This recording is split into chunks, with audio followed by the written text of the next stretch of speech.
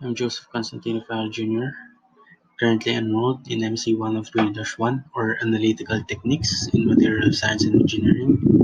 And for today's presentation, I will be discussing the thermal analysis, the DSC or Differential Scanning Calorimetry, and the TGA or Thermal Gravimetric Analysis.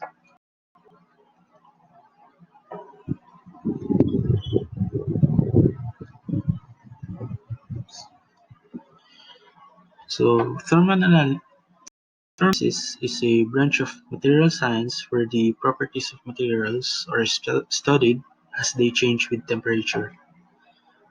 Thermal analysis is defined as a series of techniques for measuring the temperature dependency of a physical property of a certain substance while varying the temperature of the substance according to a specific. So the substance referred to here includes reaction products. So the physical properties includes mass, enthalpy, dimension, dynamic characteristics, and others. And depending on the physical properties to be measured, the techniques of thermal analysis. Several methods are commonly used, so these are distinguished from one another by the property which is measured.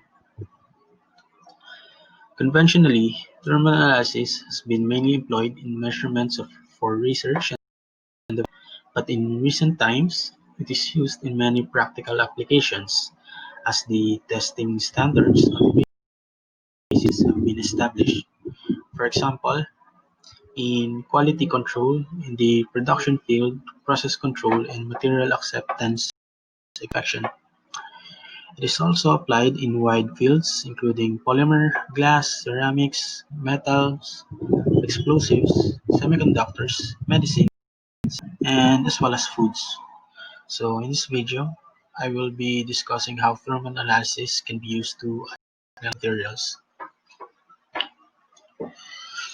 So first one in DSC, the differential scanning calorimetry. The heat flow to and from a sample in the reference material is measured as a function of temperature as the sample is heated, cooled, or held at constant temperature. The measurement signal is the energy absorbed by or released by the sample in milliwatts.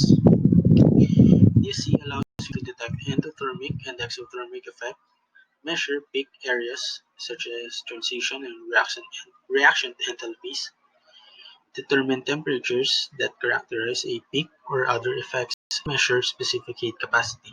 The method allows physical transition and chemical reactions to be quantitatively measured. So here we have the typical DSC curve showing the exothermic peaks, which is the release of heat, and the endothermic uh, peaks, where heat is being absorbed. And we also have these transitions in the DSC curve on the left side of the screen. So for the transitions, so we have the glass transition. So the glass transition, here we found the TG or the glass transition temperature. So this crystallization, which is an exothermic process. It is observed on a heating sample that was previously been cooled very quickly and has had no time to crystallize. After crystallization is the melting. So melting is the transition from the solid to the liquid state. It is an endothermic process and occurs at a defined temperature for pure substances. The temperature remains constant during the transition. The heat applied is required to bring about the change of state and is known as the latent heat of melting. After melting, we have the recrystallization, which is a type of reorganization process in which crystallites are formed from smaller crystallites. The process is heating rate dependent. The lower the heating rate, the more time there is for reorganization. Also, recrystallization is difficult to detect by DSC because exothermic crystallization and endothermic melting occur simultaneously. And at the end of the curve is the decomposition or oxidation. So next we have thermogravimetric analysis. So it is a technique that measures the mass of a sample while it is heated, cooled, or held isothermally in a defined atmosphere. It is mainly used for the quantitative analysis of products, and TGA measures the weight and hence the mass of a sample as a function of temperature. TGA allows you to detect changes in mass of a sample, either gain or loss, and evaluate stepwise changes in mass, usually as a percentage of the initial sample mass, and also determine temperatures that characterize a gap in the mass loss or mass gain curve. While DSC can give us explicit information on microstructural changes through heat flow, it cannot provide the mass losses during the heating process, which can help determine not just the degree of sample crystallinity and density, since low molecular weight samples generally degrade or decompose faster, but also identify other components or impurity present in the material.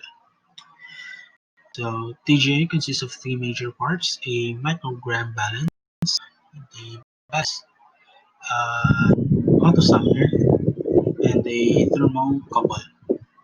So this is a simple schematic that shows the parts of a TGA. So most thermal characterization devices, it should comprise a heater, a thermometer or thermocouple, sample stage, and the inlet and outlet of the gases. The per gas should be inlet and outlet to vent for the gas that will be used. Unlike DSC, though TGA has a digital balance that measures the mass change in the sample of material. So usually nitrogen is the shield gas and is used to avoid interaction of sample components to oxygen that will result in unnecessary burning of the sample during the initial process. So if we want to maximize the changes in desired parameters, we don't want it to burn our sample. So a purge gas is then used to replace nitrogen so as to further degrade the sample material and cause mass loss by burning. Sample purge gas that can be used is air because of its oxygen content. So a typical TGA curve shows a cutoff sample percent mass versus the temperature. So here we expect a decrease in percent mass sample as the temperature increases, especially upon reaching the decomposition temperature where the components are released into the atmosphere. So these broken lines are for the measurement of the decomposition or degradation temperature, which is the TD temperature.